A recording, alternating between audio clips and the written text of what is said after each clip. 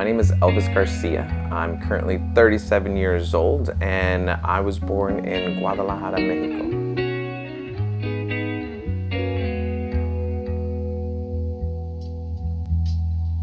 So what brought you from where you were from to Wenatchee?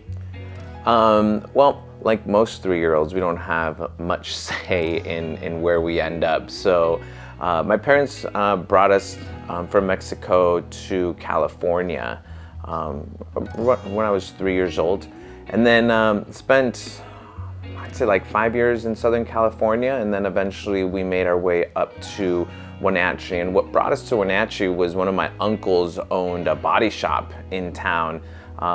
It was called Rango Body Shop, right behind what used to be called Buddy LaFleur's. I think now it's called, I don't even know what it's called right now. So that's what originally brought us up to Wenatchee. Is my dad worked on cars, and I had an uncle who owned a body shop. I did a lot of music growing up, and around my senior year in high school, I joined the color guard. Color guard is a very unique activity.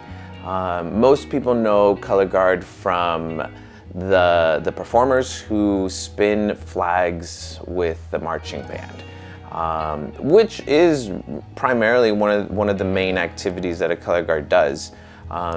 The word or the phrase color guard actually originated from the military and ROTC. What took me over to Seattle was actually color guard.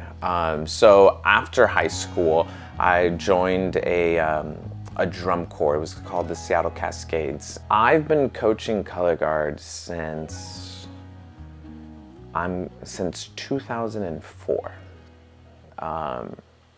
So that's quite some time. Okay, what are we up to, Elvis? We're going fishing. Oh.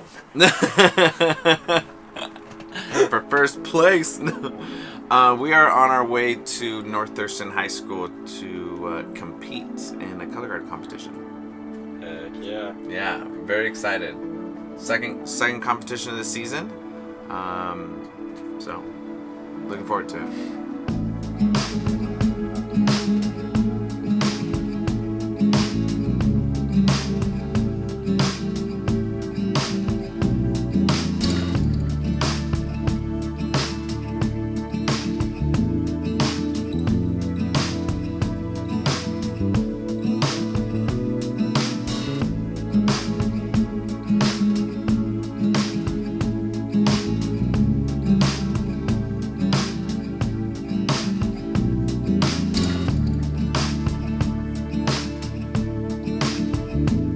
Hey, we're here, all right? Our second competition. We put in all the work that we need to put into, and now it's time to get paid, all right? It is our time to go out there and just to perform and to have fun. You're gonna throw cash at us? All right, maybe. I might throw some cash at you. All right, you understand? Y'all got this, all right? Good show, good show, good show, good show, good show.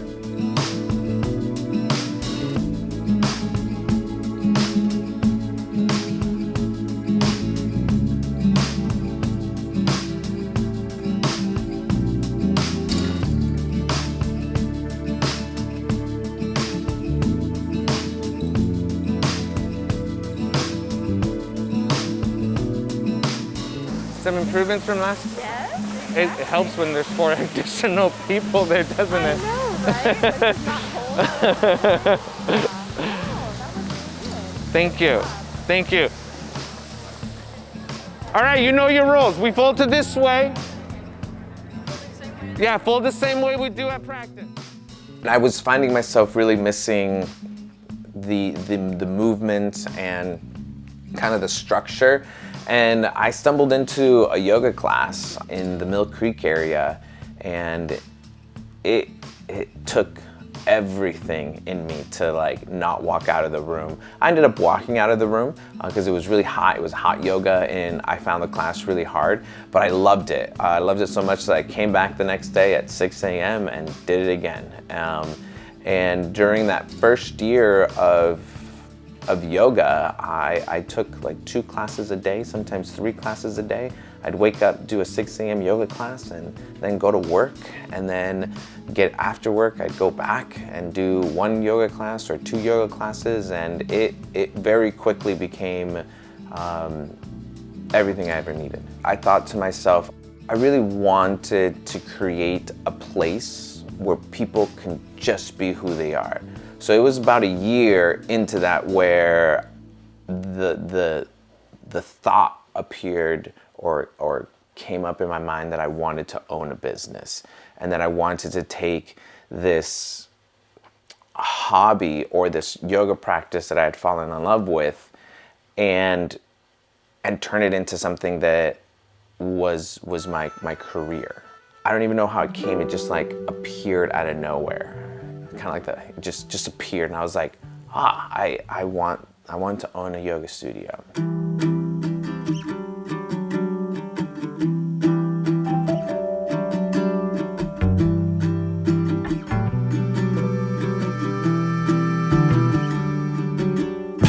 So what are we doing in all this? We are heading to Seattle to pick up some plants for our plant shop, coffee shop, yoga shop, the Yogi Grind.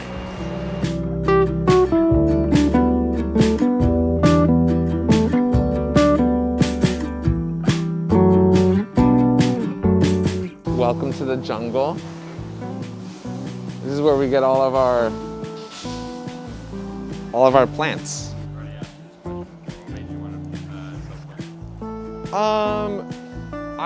I've always loved plants, and I love the way it makes the cafe and the yoga studio, how it makes it pop and bring alive. And then during the pandemic, people started wanting to buy my plants, and just listening to the customers and what they wanted really is what eventually led me to bringing plants in for sale.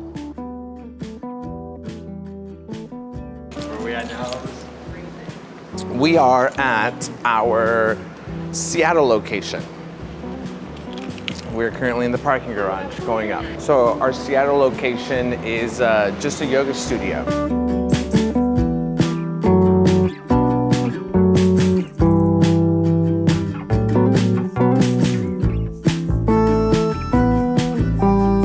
This is where we first started at in 2015, November 1st, 2015. Love this place.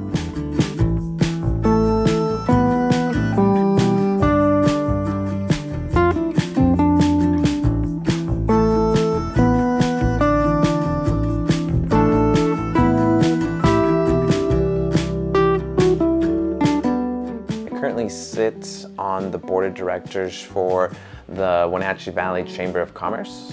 And during that time, I also sat as the president or the chair, I believe is what we call it, of the Hispanic Business Council. And I'm also currently a sitting board member of the City of Wenatchee and Chelan County Housing Authority Board.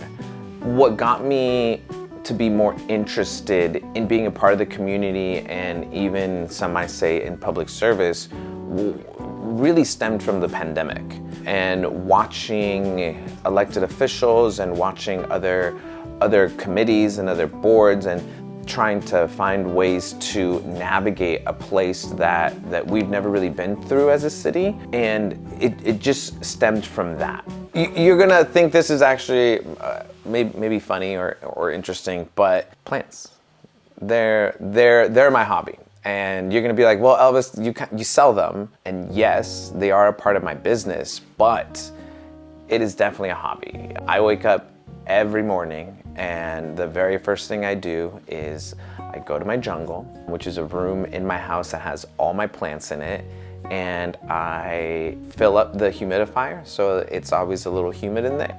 I go through and sometimes I talk to all of my plants.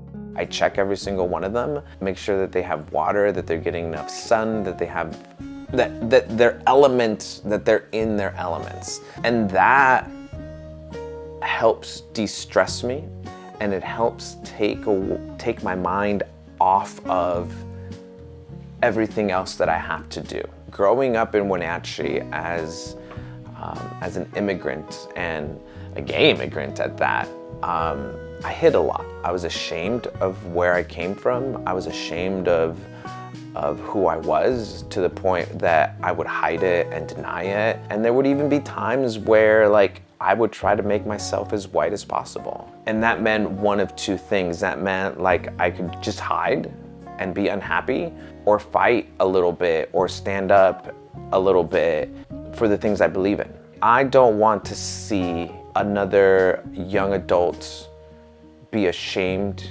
of being gay or being a part of the LGBTQ community. I don't want to see another young person be ashamed for being a little Mexican kid like I was, for being, for looking different. One piece of advice you would give. I have a book on advice I want to give the youth. And it's simple. Don't stop dreaming and reaching for the things you want to do. Because like sometimes some of the things I tell Teddy, look, if this gay immigrant can do it, you can too. You just gotta keep working for it.